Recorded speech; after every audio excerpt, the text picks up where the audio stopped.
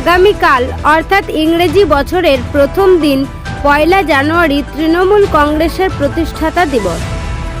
তৃণমূল কংগ্রেসের প্রতিষ্ঠা দিবস উপলক্ষে বীরভূমের নানুর ব্লকের ধূপসারা অঞ্চল তৃণমূল কার্যালয় আলোকসজ্জায় সেজে উঠেছে এবং এই তৃণমূলের প্রতিষ্ঠা দিবস উপলক্ষে বাসাপাড়ায় মিলন মেলার উদ্বোধন হবে আগামীকাল।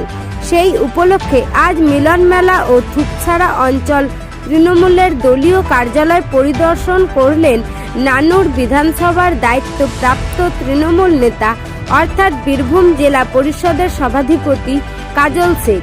মিলন মেলা পরিদর্শনের শেষে সাংবাদিকদের মুখোমুখি কাজল শেখ।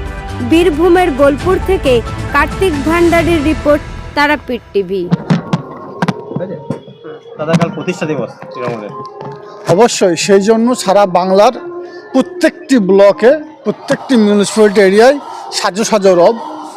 আমরাও ধূপসারা অঞ্চল তৃণমূল কংগ্রেস কমিটির পক্ষ থেকে এবং নানুর বিধানসভা তৃণমূল কংগ্রেস কমিটির পক্ষ থেকে কালকে যে আমাদের তৃণমূল কংগ্রেসের প্রতিষ্ঠা দিবস আছে সেই উপলক্ষে এখানে মিলন মেলার আয়োজন প্রত্যেক বছর হয়ে থাকে। এই ধূপসারা অঞ্চলে যারা দলীয় নেতৃত্ব আছে, কর্মীরা আছে, তারা সকলে মিলিতভাবে সংঘবদ্ধভাবে এই মেলাটা আয়োজন করে থাকে। আজ সেটা দেখার উদ্দেশ্যে এখানে এলাম, পরিদর্শন করতে এলাম। এসে দেখতে পেলাম কমসে কম 600 থেকে 700, হয়তো এটা আরও সংখ্যায় বাড়তে পারে, স্টল এখানে অলরেডি বসে গেছে।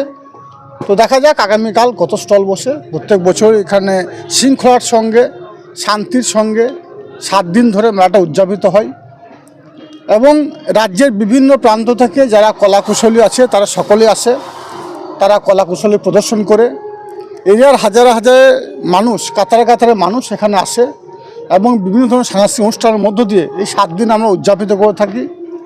স্বভাবতই সেই উদ্দেশ্যে আজকে মেলা প্রাঙ্গণ, মিলন মেলা প্রাঙ্গণ আমরা পরিদর্শন করব। কাল সকালে কী কী কর্মসূচি রয়েছে?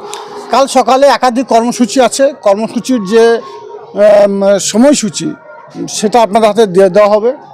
সকালে আমরা প্রথমে এই যে বাজার, ধূপসারা বাজার, এটা প্রদক্ষিণ করব বর্ণাঢ্য মিছিলের মাধ্যমে। তারপরে আমাদের যারা শহীদ হয়েছে তাদের প্রতি শ্রদ্ধার্ঘ্য নিবেদন করব। তারপরে এই মেলা প্রাঙ্গণে এই ধূপসারা নানুর বিধানসভা অঞ্চলের বিভিন্ন প্রান্ত থেকে যারা নেতাকর্মী আছে, যারা দলীয় সমর্থক আছে, কমসে কম লক্ষাধিক জনসমাগম এখানে হবে। তাদের সকলের উদ্দেশ্যে কিছু বার্তাও দেওয়া হবে এবং আমাদের যে পরিবর্তন গ্রুপ, সেই পরিবর্তন গ্রুপ এই মঞ্চে আমাদের দলীয় যে সঙ্গীত আছে, সঙ্গীতের মধ্য দিয়ে এটা শুভ উদ্বোধন করবে। মিলন মেলায় চমক কি আছে?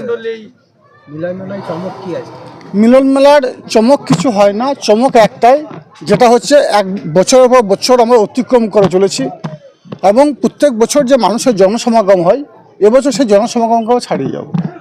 প্রতি বছর অনুব্রত মণ্ডল এই মেলাতে আসতেন, এই বছর কি আসবে?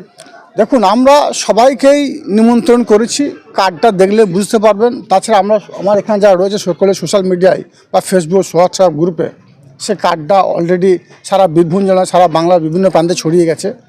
1 নম্বর নাম অনুব্রত মণ্ডল মহাশয় দেওয়া আছে, কারণ তিনি আমাদের বীরভূম জেলার সভাপতি। সব বছর নামটা 1 নম্বর থাকার কথা। এবং মাত্র কয়েকদিন আগে বোলপুর দলীয় কার্যালয়ে একটা জেলা কমিটির বর্ধিত মিটিং ছিল, সেই মিটিংয়ে আমরা ইনভাইট করে এসেছি। আমাদের কাজ হচ্ছে নিমন্ত্রণ করা। আমরা নিমন্ত্রণ করেছি, আমন্ত্রণ জানিয়েছি, অবশ্যই আসবেন। অনুব্রত মণ্ডলকে দেওয়ার জন্য এবছর উপহার কি থাকবে? দেখুন, এখন থেকে কোনো কিছু বলা যাবে না, আসবেন, তারপরেই দেখা যাবে কি উপহার দেওয়া যাবে। এরিয়ার যারা সুবুদ্ধি সম্পন্ন মানুষ আছে, যারা আমার ইয়াং জেনারেশন আছে, নবযৌবন আছে, যারা আমার দলীয় সমর্থক আছে, তারা যেটা চিন্তা ভাবনা করে সেটাই দেওয়া হবে। শহীদদের জন্য কোনো ব্যবস্থা রাখা হয়েছে? না, শহীদদের প্রতি মাল্য নিবেদন করা হবে। শহীদদের যে দেওয়ার যে ব্যাপারটা থাকে সেটা আমাদের মাননীয় মুখ্যমন্ত্রী মমতা বন্দ্যোপাধ্যায় দিয়েই দিয়েছেন। তিনি 1998 সালে, 2000 সালে যে শহীদ হয়েছিল, তার জন্য তখন তিনি রেলমন্ত্রী ছিলেন, তিনি বলেছিলেন যে ওই পরিবারগুলো অন্য সংস্থার ব্যবস্থা তিনি করবেন। সর্বত প্রত্যেকটি পরিবারকে তিনি রেলের চাকরি দিয়েছেন, অর্থাৎ প্রত্যেকটি পরিবার অন্য সংস্থার ব্যবস্থা অলরেডি আমাদের দলনেত্রী, বাংলার মা, মাননীয় মুখ্যমন্ত্রী মাননীয় মমতা বন্দ্যোপাধ্যায় করে দিয়েছেন। শহীদ পরিবারদেরকে দেওয়ার কিছু নাই, তাদের পাশে থাকার বার্তা এটাই আমরা দেবো।